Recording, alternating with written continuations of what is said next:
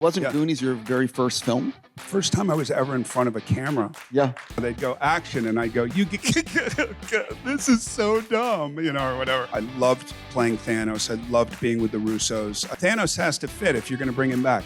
I would do anything that the Russos wanted me to do. Hello? Hello.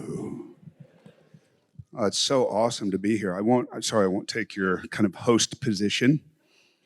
But it's really I don't mind if you do. I did this 5 years ago, and I got sort of wigged out by it. I think I was overwhelmed, but I like it now. You guys have been really kind, so thank you.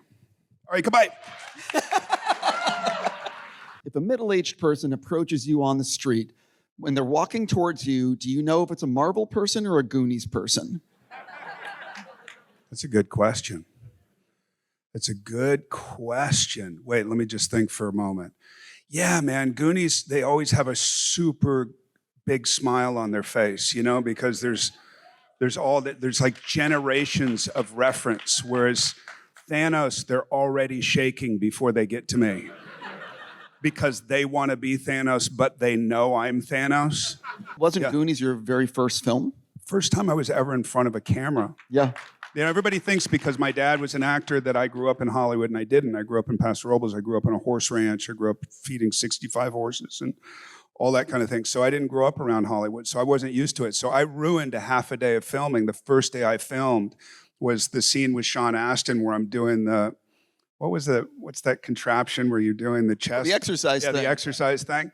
And I ruined a half a day because I couldn't stop laughing. They'd go action, and I'd go, this is so dumb, or whatever. And and then I got over that. I think we should roll the second video question now. Hi, New York Comic Con. Hey. Hi, Josh. It's Key. I have a question for you, and it has two parts. The first part is, what is your favorite memory from making the Goonies? And the second part is, who is your favorite Goonie? You know what? That's actually a great question, Josh. Who is your favorite Goonie? Yeah, who is it, Josh? And no one cares about your favorite memory, by the way. But who is your favorite Goonie? We'd all like to know, and I think actually the answer is probably pretty... Josh, we love you. Come on, let's hear the answers. That's great, man. Well, you know a lot of people, don't you? You really do. You really do. All right, my favorite moment. I wrote a book that comes out in November, and it's in the book. And my favorite moment was they wouldn't let us see the ship the whole time they were building it. So we finally ended up on the Warner Brothers lot, and we were shooting in different stages, but they wouldn't let us see the ship. And then finally the moment came, I think 4 months into filming, 4.5 months into filming, and they lined us up, they backed us in, they had us close our eyes, they said, we want you to go underwater. They had speakers underwater, they had all the cameras set up, and they said, we want you guys, because we're coming off the slide, that's the cut, and we want you to come up from under the water and turn around, and they're gonna get the real reaction of, all of our real reaction of the ship. And the ship was spectacular, ultimately. So we were backed into it, we had our eyes closed, we went underwater. I hear kind of in this muffled kind of, okay, guys, ready? And action, rolling action, and go. Our Goonies, go. And we went up, and I turned around, and I said, fuck. And Dick Donner went, what? I go, I'm sorry, holy shit, man. Look at that, I'm looking at him like, look at that thing. And they go, no. So we had to do it over a couple of times, but that's a true story. We had to act that one because Josh fucked it up. I'm surprised you booked another gig. You what? Surprised you booked another gig. I know, it's true, me too. After that, actually. And who's my favorite Goonie? They're all my favorites, man. They're all my favorites. That was a special time. That dude came back and won an Academy Award, man. So you recently shot the third Knives Out movie. I do not want you to say anything that will get you in trouble, but what can you tease about the story and the script? I preferred the first one, and the third one felt more like the first one, and that was kind of spoken by Ryan. And I talked to Ryan, and Ryan he doesn't come off as this, but he has this incredible control over his set. You know, there is a major presence that reminds me of Denis, that reminds me of the Coens, that reminds me of those types of directors. And he's a great writer. I read it and I was just like, God, this is so well written. You just don't read things like this anymore. And so it turned out that it was a cast, a lot of people who I had worked with, a lot of people who I loved and hadn't met yet, like Andrew Scott and Josh O'Connor and people like that. And then doing it turned out, I mean, it's one of my favorite jobs that I've ever had. I can't say what I played. It scared me, which I wanted to be scared. I kind of put it out there and I said, look, I've had a really good time. I loved playing Thanos. I loved being with the Russos. I loved their references. You know, they would come up to me on set and they'd be like, you remember Scarface? And I'd be like, I thought this was like a Marvel movie, you know?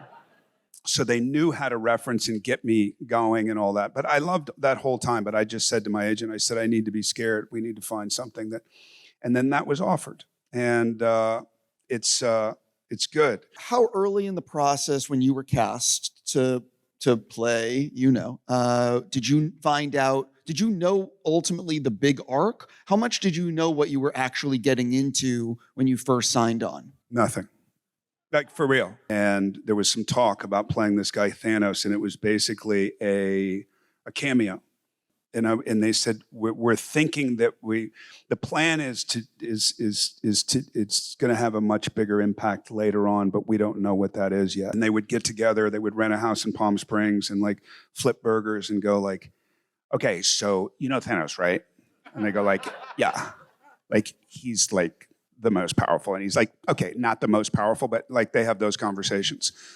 And then I remember coming in, I won't bore you with this, but I remember coming in and doing it for the first time in front of like 50 computers before we started those 2 movies.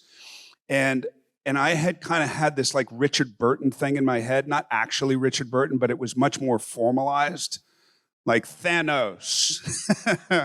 and the Russos were like, yeah, no. And they were like, so we started to talk about what that was. And they were like, just like sit like this.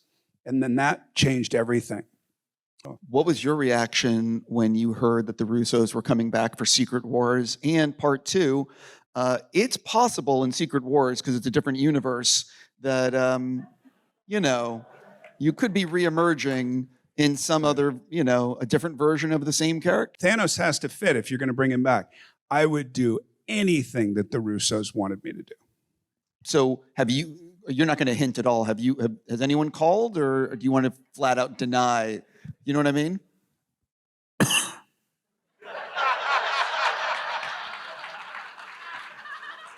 Sure, I get it. So let's see what this person had to say. Let's see.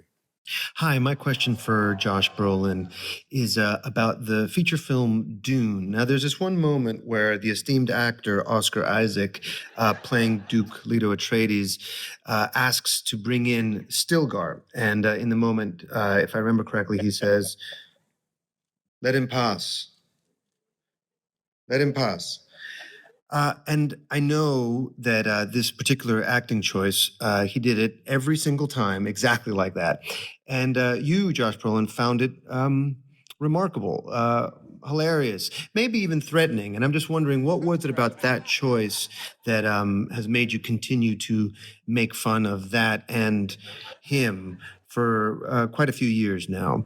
And part 2 to that is, do you feel that acting in film and in general, comic book movies included, has gotten better, screen acting, better, worse, or stayed the same? Thanks. That was a good question. I decided to go with the last one as being like the A game. That was good. That was the A game. Oscar Isaac, when we were doing Dune 1, Oscar Isaac did a thing. It was somewhere in the back of his head. I know he didn't plan it, but when he called in Stilgar, he said, "Bring him in like this." And then we cut, and I go, "What was that, dude? Did you have a bit of a stroke there, or like what happened?" And he was like, what? That's cool. And I go, there's nothing cool about that. Bring him in. So now every time I call Oscar, if I FaceTime him, I'll have it out here. And then I have the thing here. And then I'll go, how are you, Oscar? It's Josh. Do you want to answer the second part where he was asking about acting? I wasn't even listening because I was thinking of this. What did he say? Something about has acting gotten better in... Oh yeah, I heard that. Acting gotten better in cinema? I think he said superhero movies or comic book films or, I don't know, I wasn't, let's be honest. I mean, look, no. But look, to be honest about that, and people are starting to kind of copycat it or follow that new kind of road about using great actors or using actors you wouldn't normally use because it would be considered like a B movie or something like that. And they're not anymore. And Marvel was the beginning of that. Like, let's get Ruffalo and let's get, Downey was having a moment, but Downey was always considered one of the most talented people out there. He kept fucking it up until he figured his own shit out. And then he just like skyrocketed. But he always skyrocketed. He was always that guy. When you look at Downey in Less Than Zero, you're just like, wow. I mean, he continues to be one of the bravest actors ever. Downey's on Broadway right now. It's like, what? You don't have to do that. Don't you have a lot of money? Ladies and gentlemen, Josh Brolin.